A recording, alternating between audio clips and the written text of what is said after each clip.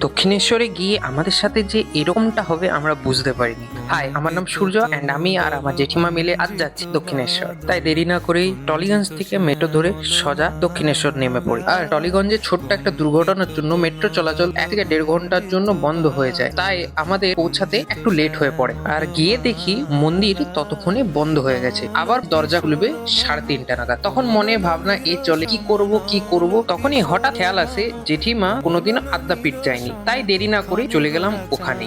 গিয়ে দেখি প্রসাদ খাওয়ানোর ব্যবস্থা রয়েছে, তাই আর কি ঝটপট একটা কুপন কেটে বসে পড়লাম প্রসাদের জন্য। সুস্বাদু প্রসাদ খেয়ে আর আদ্যাপীঠে একটু ঘোরাঘুরি করে আমরা পুনরায় যাই দক্ষিণেশ্বরের দিকে। মন্দির যাওয়ার আগে মা গঙ্গাকে দর্শন করে এবং তার আশীর্বাদ সাথে নিয়ে ডালা মার্কেট থেকে ডালা নিয়ে আমরা যাই মন্দিরের উদ্দেশ্যে। এবং ওখানে যেই হয় একটা সাংঘাতিক ঘটনা, এত মানুষের ভিড়, কিন্তু মায়ের কাছে আর কি মন্দিরের দরজা খুলতে না খুলতেই নিমিষেই শেষ হয়েছে, আর আমরা খুব জলদি মায়ের দর্শনও পেয়ে যাই।